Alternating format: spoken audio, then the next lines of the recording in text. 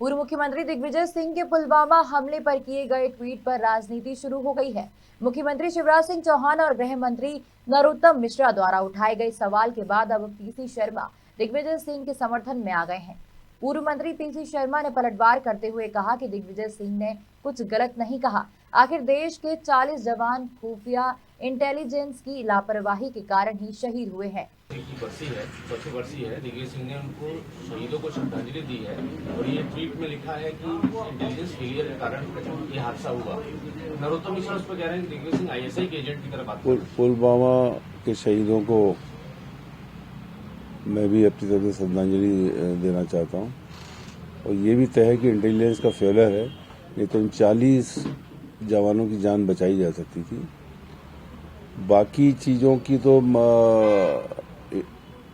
खूब ब्रांडिंग करती है भारतीय जनता पार्टी की सरकार, पर ये इस बात का पता तो लगाना ही चाहिए कि आखिर ये सब कैसे हुआ। ये लाल बहादुर शास्त्री जी के नेतृत्व में लाहौर पर कब्जा कर लिया था, जो हिंदुस्तान की सेनाओं ने वहां कब्जा कर लिया था। सहिष्णुता से उसको छोड़ दिया गया। श्रीमती इंदिरा गांधी ने पाकिस्तान के 2 टुकड़े कर दिए। इन बातों का उल्लेख ये नहीं करते हैं और दूसरी तरफ हिंदुस्तान के प्रधानमंत्री पाकिस्तान जाके शाल भेंट कर देते हैं वहां के प्रधानमंत्री की मां को। इनके नेता जाकर वहां के जिन्ना की समाधि पे फूल चढ़ा देते हैं। ये सब भी करते हैं, पर ये देश की फौजें जो लड़ती रहती हैं वहां पर आज, और राष्ट्रवाद की बात करते हैं, जो सैनिक वहां पर हैं बॉर्डर पर, इनके लिए कोई स्थायी पेंशन नहीं है। रिटायर होने के बाद इनको कुछ नहीं मिलना है। भाई वो जो सैनिक जो वहां पे लड़ रहे हैं, तो कांग्रेस पार्टी इन मुद्दों को उठाती है। उन सैनिकों की पेंशन होना चाहिए। अर्ध सैनिकों की पेंशन नहीं है आज की तारीख में जो बॉर्डर पर। नहीं, देखिए किस तरह से वही मैंने कहा, फिर बाबा साहब अम्बेडकर का संविधान, अपना स्कूल, अपनी शिक्षा, अपना सब कुछ करने का सबको अधिकार है, सब कुछ सबको बोलने का अधिकार। यही खूबी है इस देश के संविधान की, जो भारत की आज़ादी के बाद महात्मा गांधी के नेतृत्व में अंग्रेजों को भगा के सालों साल जेल जो गए नेता शहीद हुए, उनका वो है कि देश में लोकतंत्र है और हर एक को अपनी बात रखने का अधिकार है, हर एक को अपनी शिक्षा, अपना व्यवसाय करने का अधिकार है। आपको लगता है कि देश में ऐसा हो रहा है कि जो लड़की हिजाब पहन के जा रही है उसको पढ़ाई नहीं करने दे रहे हैं, उसको स्कूल कॉलेज नहीं, मैं समझता हूँ कि ऐसी कोई स्थितियाँ इस देश में नहीं है अभी कि कोई भी बच्ची किसी भी धर्म की हो वो स्कूल जाके पढ़ाई नहीं कर सके।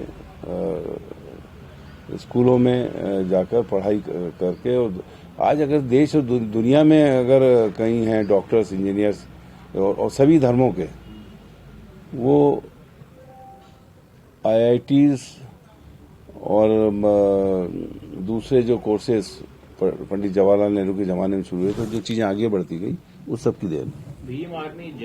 हिंदुस्तान की संस्कृति रही है वासुदेव कुटुम्बकम। ये तो पूरी दुनिया एक है आज की तारीख में। अमेरिका से आदमी 8-10 घंटे में आ जाता है, बाकी के जो हैं सब जुड़ गए हैं, पूरी दुनिया एक हो गई है। और देश की आज़ादी की लड़ाई महात्मा गांधी के नेतृत्व में लड़ी गई। बाबा साहब अम्बेडकर का संविधान बना और आज देश दुनिया में 3 देशों में है। ये सब चीज़ों की देन है बाबा साहब अम्बेडकर के संविधान की। मैं समझता हूँ कि ये देश और इस संविधान पर बार बार जनता वोट देके अपनी मोहर लगा रही है। तो मैं समझता हूँ कि ये देश की जनता के थ्रू जो संविधान बना है उसी पर चलना चाहिए। जो ऐसे बयान दे रहे हैं, जो ऐसी मांगे उठा रहे हैं, क्या उनको इस देश के संविधान पर भरोसा नहीं? यही बाबा साहब अम्बेडकर के संविधान की खूबी है और ये देश के लोकतंत्र की खूबी है कि हर आदमी अपनी बात को रख सकता है। कोई बिखराव नहीं होगा। गोविंदपुरा के दशहरा मैदान में जितने भी आज आंदोलन हुए हैं, चाहे वो पेंशन को लेकर कर्मचारियों का हुआ हो, चाहे आदिवासी समाज का हुआ हो, चाहे भीम आर्मी और एसटी पिछड़े वर्ग का हो, ये सब सरकार के खिलाफ, उनके फेलियर के खिलाफ हैं और ये सरकार को हटाने के लिए लगेंगे। जब हटाने के लिए लगेंगे, इनको मालूम है सबको कि सरकार केवल कांग्रेस की बन सकती है, तो कांग्रेस वोट देंगे।